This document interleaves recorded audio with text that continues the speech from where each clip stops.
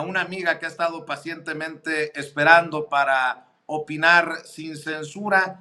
Ya llegó la querida Elisa Godínez, doctora en antropología y profesora de la UNAM. Mi querida Elisa, ¿cómo te va? Muy buenas noches.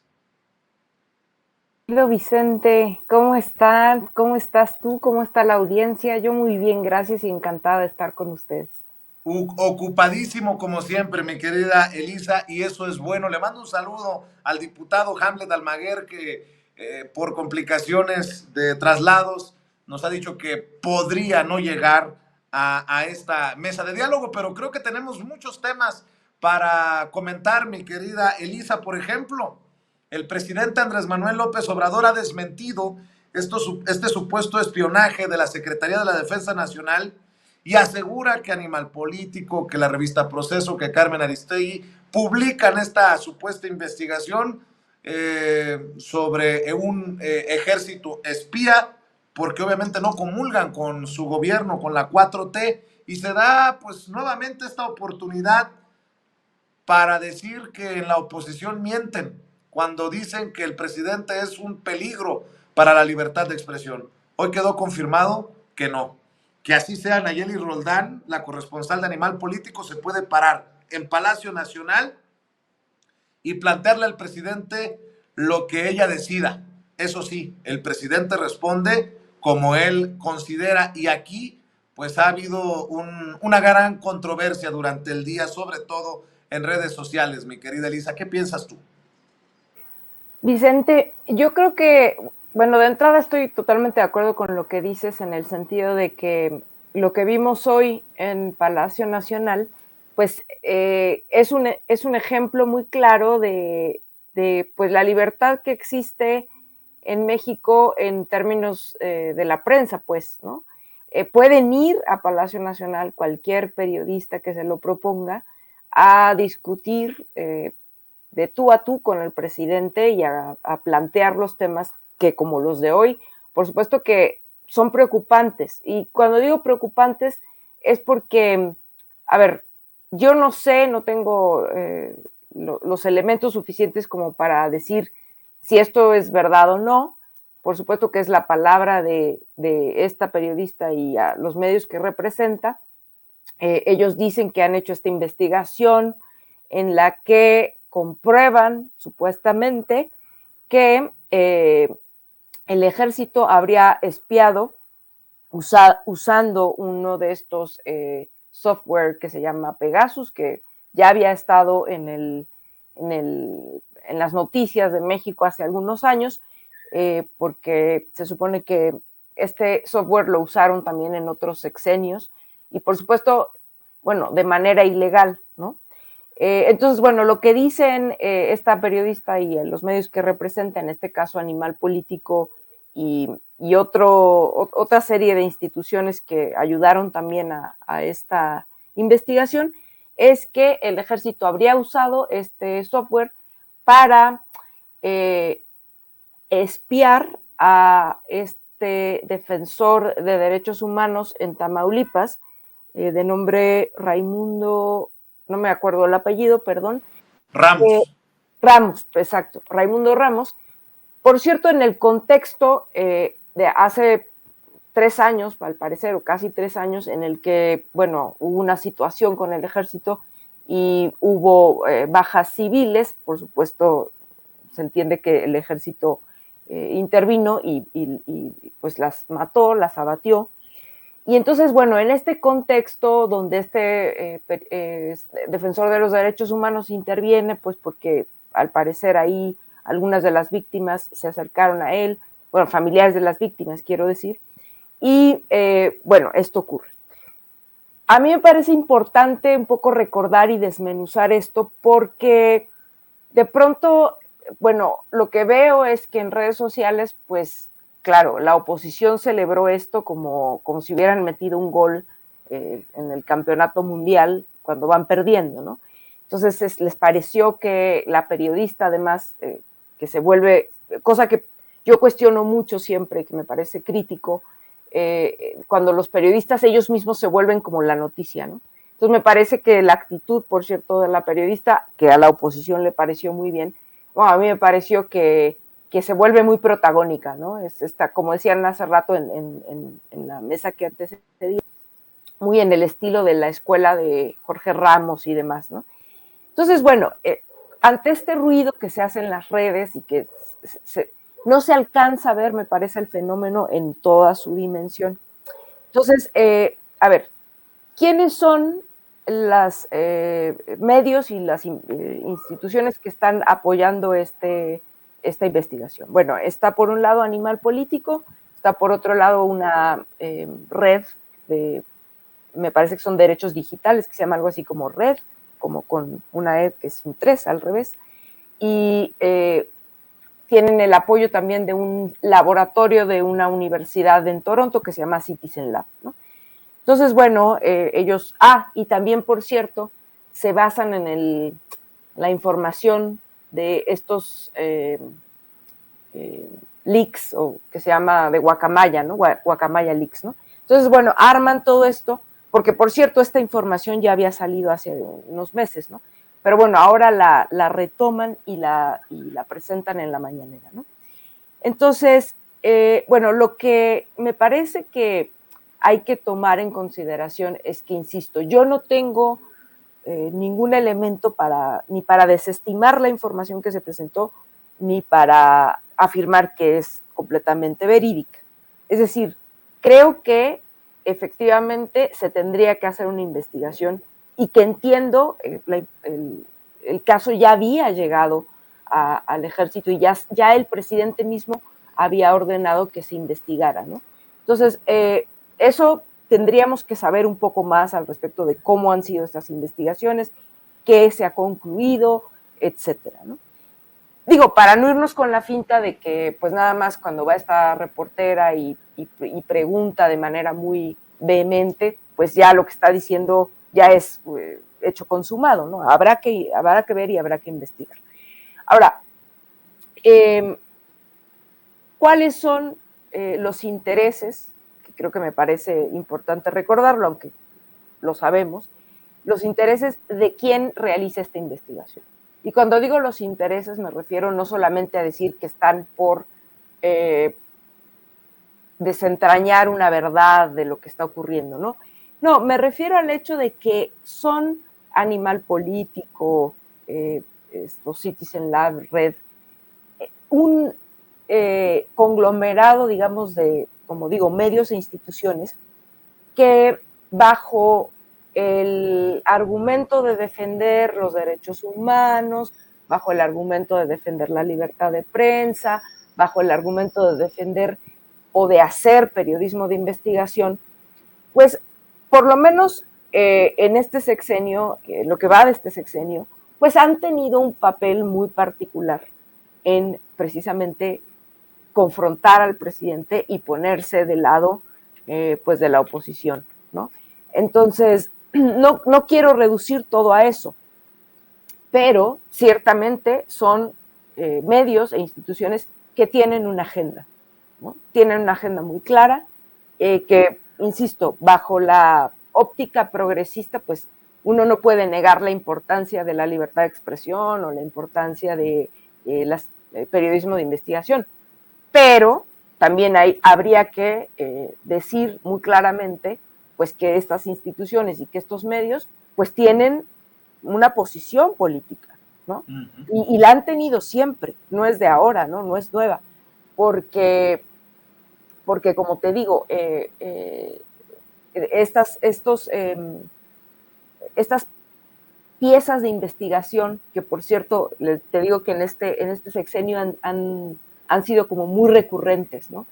Y que al final, digamos, pues no llegan a mucho, ¿no? Son diría yo, llamaradas de petate, que tienen pues mucho eco en ciertos medios, en ciertos círculos, pero que realmente no han concluido nada. Me acuerdo ahora mismo del tema de la Casa Gris, por ejemplo, o de cuando supuestamente los hijos del presidente habían hecho un negocio ultramillonario con el tema de la producción de cacao y chocolate. Que al final, ¿qué ocurrió? Pues no era nada, ¿no? No quiero decir con esto que esta investigación en concreto no traiga nada. Yo creo que el tema es delicado, definitivamente, pero para realmente empezar a tocar un tema que me parece justo delicado, que es el presidente se ha encargado, creo yo, de rescatar al ejército mexicano como otras tantas instituciones del Estado mexicano. Y cuando digo rescatar, me refiero al hecho de que no va a poder, por supuesto, garantizar que en el tiempo que lleva ya se acabaron malos manejos, corrupciones, abusos y cosas que hay en muchas de estas instituciones que ha querido rescatar, incluida el ejército, ¿no? Lo que quiero decir es que es muy relevante lo que López Obrador ha hecho con relación al ejército. Es el presidente que no recuerdo otro, al menos no sé tú, Vicente, o nuestra audiencia, que haya tenido la voluntad y la intención de, por ejemplo, invitar y hacer que el ejército abriera sus archivos, como lo ha hecho, como también abriera sus instalaciones, como el campo militar número 1, que por cierto también dejara de cometer masacres, ¿no? Y rindiera cuentas, ¿no? Porque como sabemos, el ejército es una institución, digamos, que por naturaleza es jerárquica, es cerrada, es disciplinada, y no es fácil que esté abierto al escrutinio público, ni es fácil que sus mandos y su estructura en general esté acostumbrada a rendir cuentas. Entonces, esto de que el ejército esté sujeto al escrutinio, a la transparencia, a que rinda cuentas y demás, era algo que no habíamos visto antes, ¿no? Entonces, si ahora se están poniendo sobre la mesa situaciones que involucran al ejército y que pueden pues estar constituyendo eventualmente violaciones graves a los derechos humanos o alguna otra situación así, bueno, pues que se investigue. Y yo creo que el presidente ha sido muy enfático en su voluntad para que esto suceda, ¿no? Y, y bueno, por otro lado, también habría que discutir en otro momento tal vez y en otras condiciones, pues la importancia de rescatar al ejército como una institución garante de la soberanía del país, pero no por una situación defensiva al exterior, sino porque, a ver, el hecho de que el presidente haya recurrido ahora al ejército, por ejemplo, para que lleve a cabo las obras de infraestructura más importantes del sexenio, ¿no?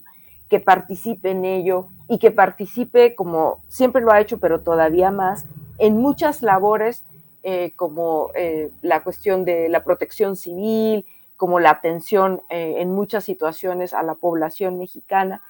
Entonces, creo que digo, no hay que dejar de ver que también el ejército tiene errores y seguramente tiene todavía muchas cosas que debe cambiar, pero tampoco me parece que sirva de mucho en este contexto, como me parece que hace este reportaje, ponerlo al ejército como verdaderamente todo lo malo que existe, ¿no?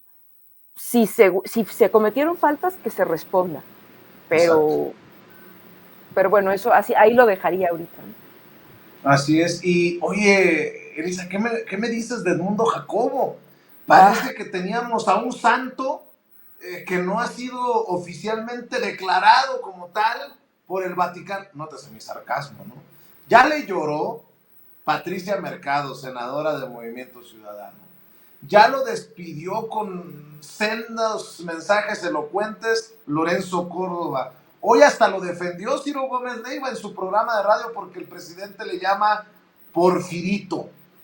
Y ahora el Poder Judicial consuma esta decisión para que regrese a su puesto en el Instituto Nacional Electoral. Vaya caso, cualquier mexicano de a pie me imagino que aspiraría a que en el Poder Judicial se pongan las pilas y me regresen a mi chamba como han regresado a Edmundo Jacobo, Elisa? Pues mira, Vicente, yo lo que veo es precisamente que esto viene a comprobar cómo el INE actual, como está, sigue siendo un espacio ultra privilegiado que, como bien dices, ¿no? Ya quisiéramos los trabajadores eh, normales, comunes y corrientes, pues que el Poder Judicial nos defendiera así cuando tenemos un despido injustificado o algo por el estilo. Cuando en este caso ni siquiera es un despido injustificado lo que está ocurriendo con este personaje, mejor conocido como Porfirito, que me da una risa el apodo porque es que le queda muy bien, ¿no? O sea, si por él fuera, ahí se perpetuaría no sé cuántos años más. Y, y bueno, más allá de esto, me parece que era previsible esto que iba a suceder. Igualmente yo creo que hay una parte del plan B, va a llegar a la Suprema Corte y la Suprema Corte va a echarlo para atrás. Ese es mi pronóstico. A lo mejor me equivoco, ojalá que me equivoque, pero es lo previsible. ¿Y por qué veo que es lo previsible? Porque, bueno, en la medida en la que el plan B no pudo ser, digamos, no se pudo constituir como una reforma constitucional, sino como reformas a las leyes secundarias y no se necesitaba para eso la mayoría, porque para una reforma constitucional en el Congreso se necesita la mayoría calificada, y bueno, en este caso pues no se tenía, ¿no? Entonces, bueno, se manda así, y pues esto, por supuesto, coloca a estas reformas pues en una condición más endeble ante pues lo que siempre hace la oposición, que es pues construir una vía judicial, ¿no? Judicializa estos asuntos y bueno, recurre al Poder Judicial, a la Corte, que por supuesto todavía está llena, o si no llena, todavía tiene a bastantes brazos, ¿no? De pues estos poderes fácticos y en este caso también de la oposición. Eh, Creo que el Poder Judicial también con esto se evidencia, pues que está, eh,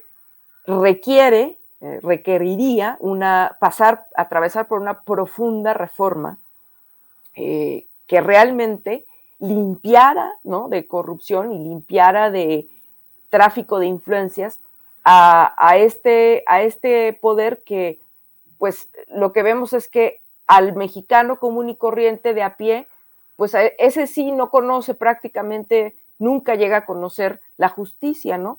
La experiencia que tiene el mexicano común, pues es que es pura impunidad, sobre todo cuando no tienen acceso a poder, digamos, comprarla, porque solamente cuando tiene uno mucho dinero, pues puede acceder a que el sistema judicial opere en su favor. Entonces, creo que lo de Edmundo, pues es penoso y ridículo, pero no sorprende, ¿no? Ya vimos, como tú dices, que le lloraron como si fuera, bueno, no sé qué, un santo que hubiera hecho milagros, ¿no? Y se le estuviera quitando el aura de bondad, yo no sé.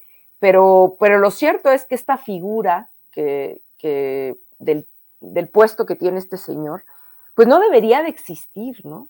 Porque además él tiene la posibilidad, o ha tenido la posibilidad, de manejar el presupuesto del INE de modo discrecional, ¿no? Entre otras muchas cosas. Y me parece por lo demás que para ninguna institución es saludable que una persona se mantenga tanto tiempo en un cargo.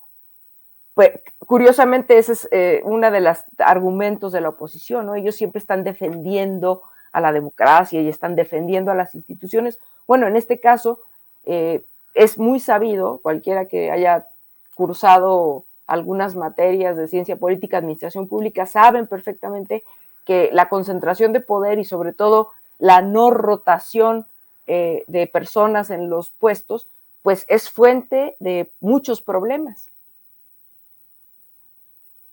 Así es, y bueno, otro tema para cerrar, si me permites, Elisa, que tengo en sobre la mesa que quiero plantearte, es este que seguramente dejará, como digo yo, la víbora chillando. El presidente Andrés Manuel López Obrador insiste en que no se va a quedar callado ante la vil politiquería de los republicanos en Estados Unidos.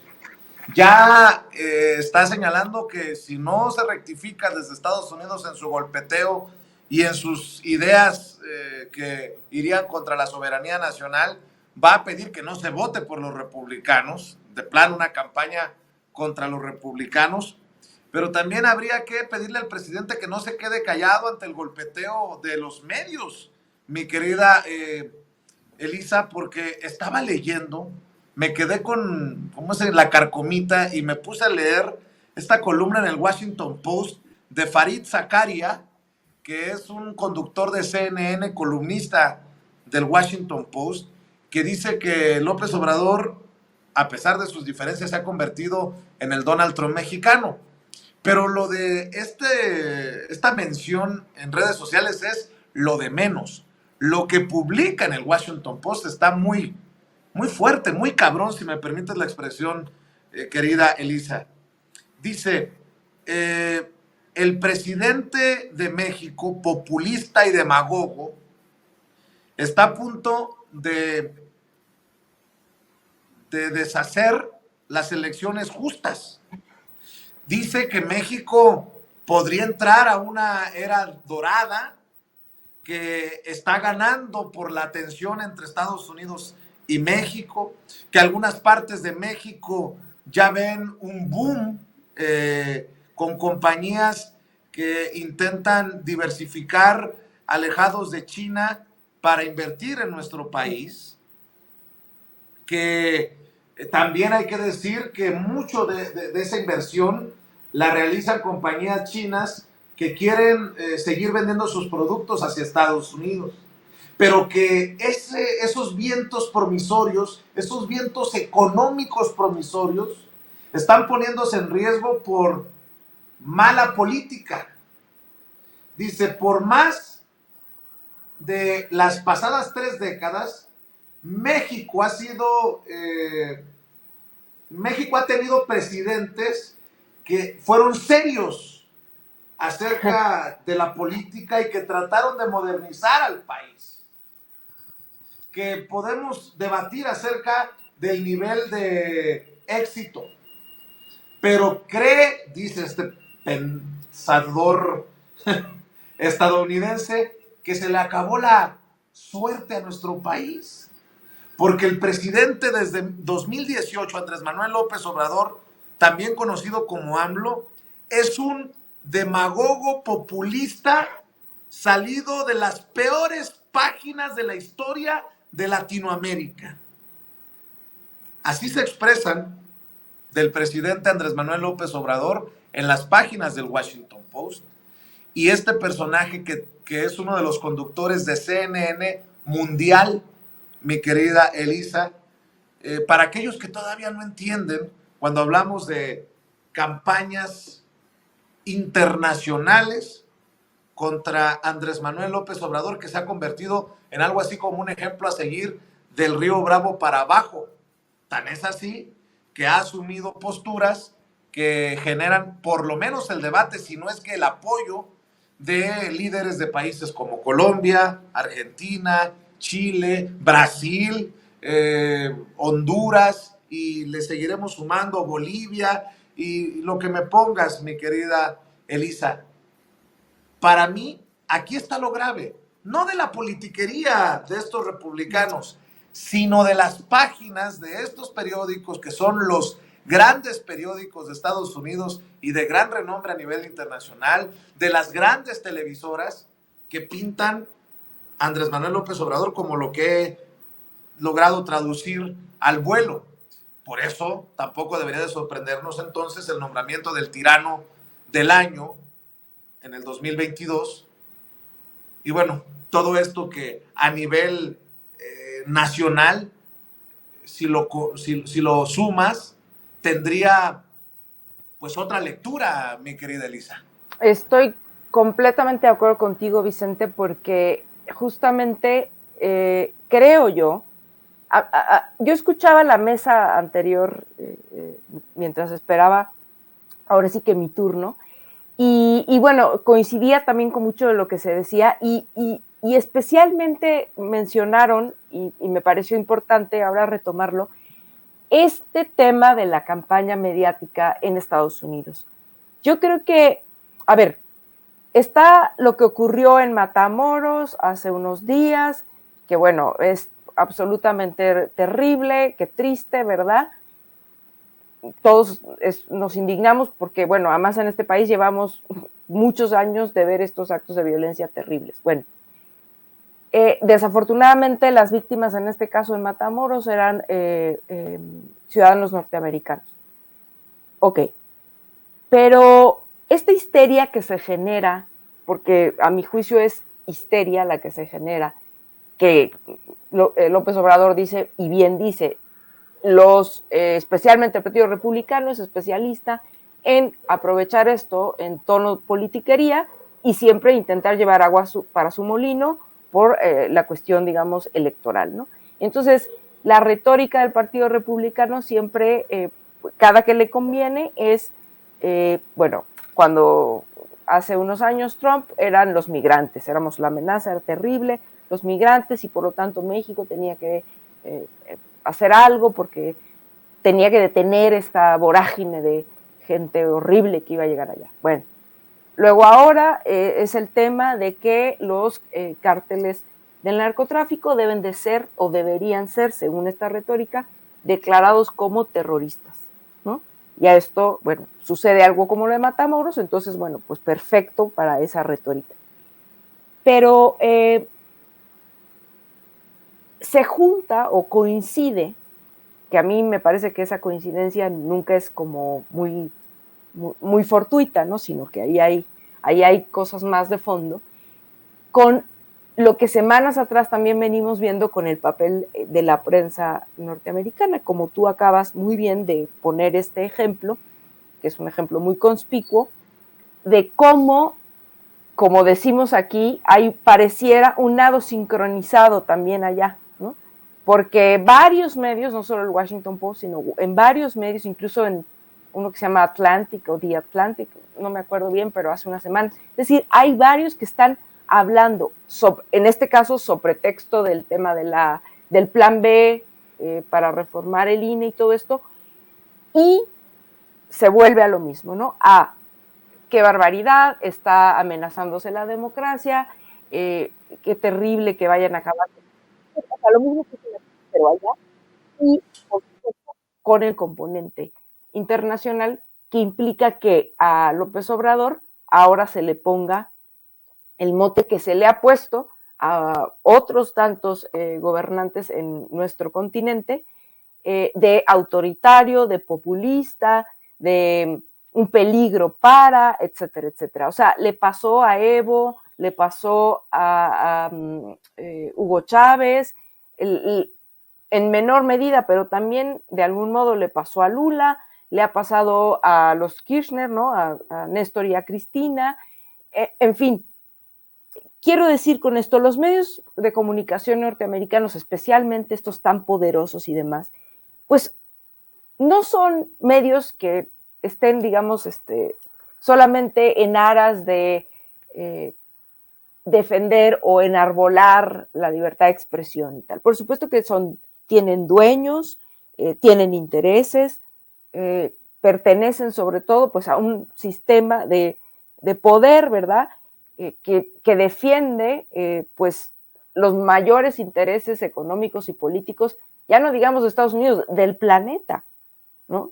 Entonces, cuando estos medios hablan y dicen lo que dicen y le ponen este mote a López Obrador, como se lo han puesto a otros, de autoritario, populista, un peligro para, una amenaza para la democracia, pues no es casual, ¿no? No es casual porque esto lo hemos visto en otros momentos, no es solamente privativo de López Obrador y México, pero es muy importante que notemos cómo el momento en el que está sucediendo, el contexto en el que está sucediendo y demás, ¿no?